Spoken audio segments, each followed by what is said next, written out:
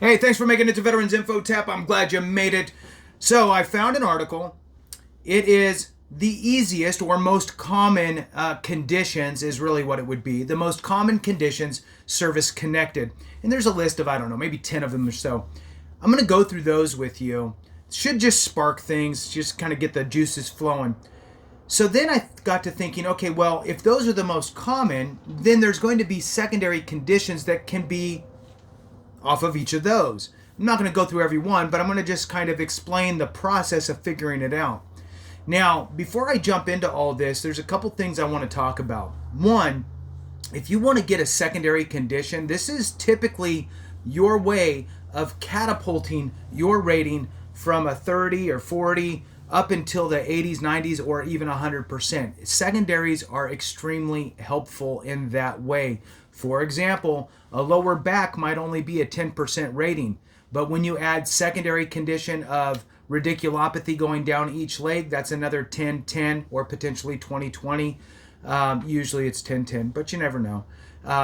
You have some depression due to your condition, maybe that's a 30, and you have some arthritis built in there, could be a 20, could be a 40, who knows, right? So these things add up. If you want to connect a secondary condition, you must have a nexus for that secondary condition.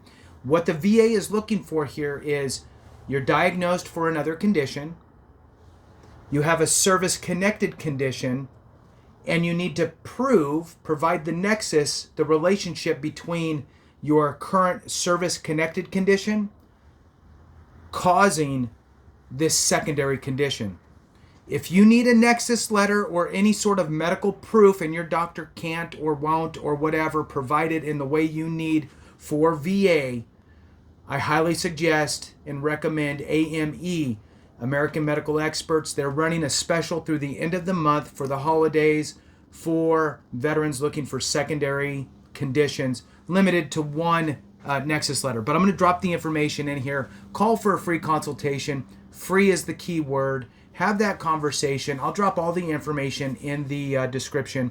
$795 special, and you can get what you need and get service connected for those secondaries. So with that, let's jump into this. I'm gonna kind of do it a little bit different. I think I'm gonna go through the list of conditions that are the most prevalent. Then I'm going to give 3 different examples of some secondaries, and then I'm going to jump into the article. So with that, hit the thumbs up, subscribe, share with a friend, all that good stuff. I really appreciate it. Also want to throw on a very special thank you to Rick Bull 6060. Rick Bull, thank you so much for your super comment. I really appreciate you so very much. It really does support the channel. Thank you again. Rick Bull 6060. All right, so I have here the list of most prevalent service-connected disabilities of all compensation recipients. All right, and this is, I had to dig around a little bit. This was actually from the 2019 Annual Benefits Report.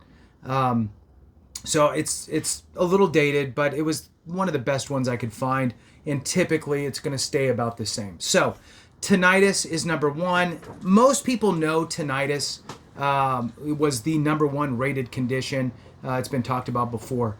Let's keep in mind that tinnitus, ringing in the ears, is going to be going away most likely in April of 2025 as a standalone condition.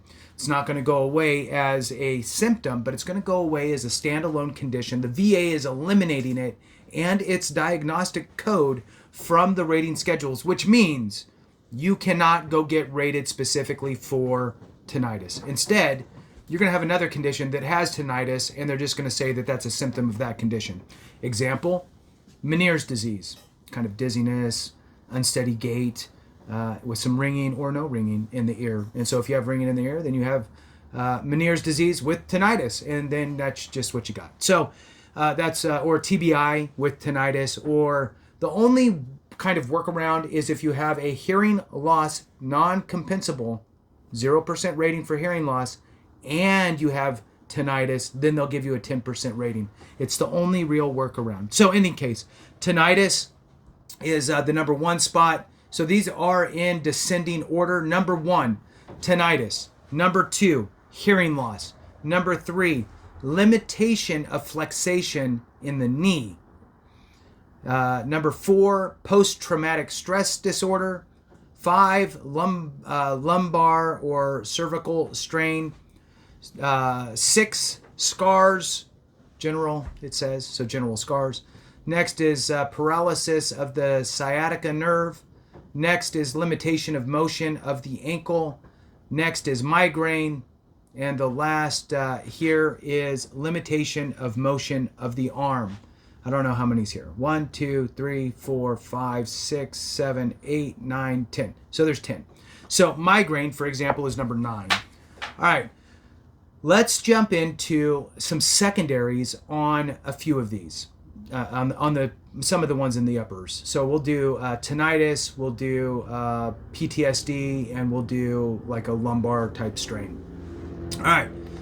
And what I am doing, and I suggest you do this, is I am simply Google searching secondary conditions to tinnitus, for example. And if you have, in this case, tinnitus, or insert any of your conditions, if you have that condition, your service connected for it, and you have a potential secondary condition, then you need to get the evidence you need. You need to, if you're not diagnosed, but you've self-diagnosed, then go to a doctor and actually get diagnosed. Again, AME can do that in a lot of cases for you if you need to find a doctor outside of the VA. And you need to bridge that gap with the Nexus. Show that the condition you have is a result of your service-connected condition, making it a secondary. You can do that with a strong Nexus. Also, just for giggles, DBQs, disability questionnaires, actually help you get the appropriate rating. So a Nexus letter gets your service connected. A DBQ helps you get the right rating. If you got migraines, are you supposed to be a 10%, a 20%, a 30%? Do you have everything documented appropriately? The VA's form, disability questionnaire, DBQ, helps to articulate that out and put the right information in there so you can get the right rating. All right.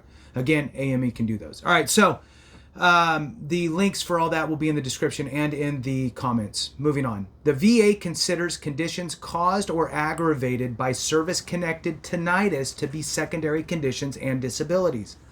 Veterans who have secondary conditions related to tinnitus may be eligible for disability compensation for both tinnitus and the related conditions. So here we go. Some common secondary conditions related to tinnitus include migraines. The VA's rating for migraines can increase from 10 to 30 to 50 if they are proven to be secondary to tinnitus. Again, how do you prove? Medical evidence. AME's links are in the description and the comments.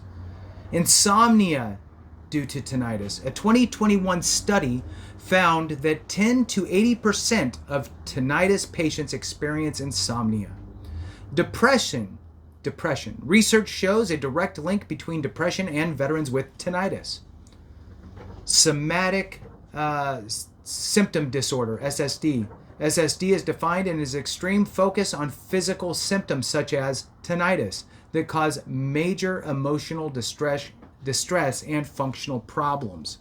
Other conditions that may be related to tinnitus include asthma, chronic bronchitis, chronic sinusitis, chronic rhinitis, COPD, emphysema, lung disease, ILD, pulmonary fibrosis, diabetes, and thyroid disorders. Interesting.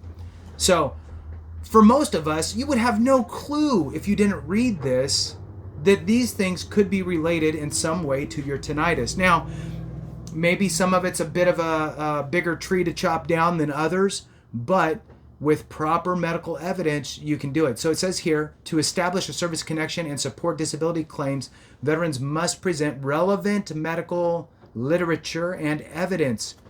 AME will help you do all of that. Their ability and their board certified doctors do all of that specifically for VA related claims. A qualified medical professional can provide a Nexus letter to help prove a secondary service connection. All right, let's go to the next set here. Let's talk about secondaries to PTSD. Post-traumatic stress disorder, PTSD, can cause other health problems called secondary conditions. Some common secondary conditions include sleep apnea, a condition that can be secondary effect of PTSD, migraines, headaches that cause pain, nausea, vomiting, and sensitivity to light and sound. GERD, gastroesophageal reflux disease, a digestive disorder that causes stomach acid to flow back up into the esophagus, leading to discomfort and inflammation. Hypertension, also known as high blood pressure. Erectile dysfunction, a condition that can be secondary effect of PTSD. Other secondary conditions to PTSD include depression, anxiety, asthma, coronary artery disease, chronic fatigue syndrome, chronic obstructive pulmonary disease, diabetes, fibromyalgia, irritable bowel syndrome, tinnitus. Secondary conditions can significantly impact your VA disability rating. The VA uses a series of tables to calculate impairment after the primary disability is taken into account. Very important information. Next one, let's jump into this. Let's do secondaries on lower back pain, all right? Some secondary conditions that can develop from lower back pain include radiculopathy. This condition occurs when the nerves in the lower back are compressed, which can cause pain, numbness, and weakness that radiates down the legs. Radiculopathy can be caused by a number of lower back conditions, including degenerative disc disease and lumbar disc herniation. Urinary frequency or incontinence. Back problems can cause urinary frequency or incontinence to worsen over time. A word I can't say, myelopathy, myelopathy, a serious condition that can occur after a back injury or trauma. It causes sharp radiating pain and loss of bowel or urinary control. Depression and other mental health conditions. Chronic back pain can have major impact on mental health, leading to depression and other disorders. Arthritis is another one. Arthritis, back pain can alter how you walk, run, sit, or lift items, which can cause unusual wear and tear on your joints and resulting in arthritis. Sleep apnea, disability-related weight gain. So if your disabilities are causing you to not be able to exercise and you start to gain weight, weight gain, disability-related weight gain can lead to sleep apnea, which causes pauses in breathing during sleep. Again, if you need medical evidence that your doctor can't or won't provide in an appropriate way to get you service connected, AME is there to help you. They are board certified doctors that focus on veterans' health issues for VA claims purposes. This is not a claims consulting company. They're not out trying to take 6 months of your increase. It's fee-based for what you need. You need one thing, that's going to cost a lot less than if you need 6 things. It's up to you with how you do it. Free consultation. Reach out to them and see what you could do to better your disability compensation. Thanks for watching. I appreciate you. Have a great one. And remember, if we don't take care of each other, something went wrong.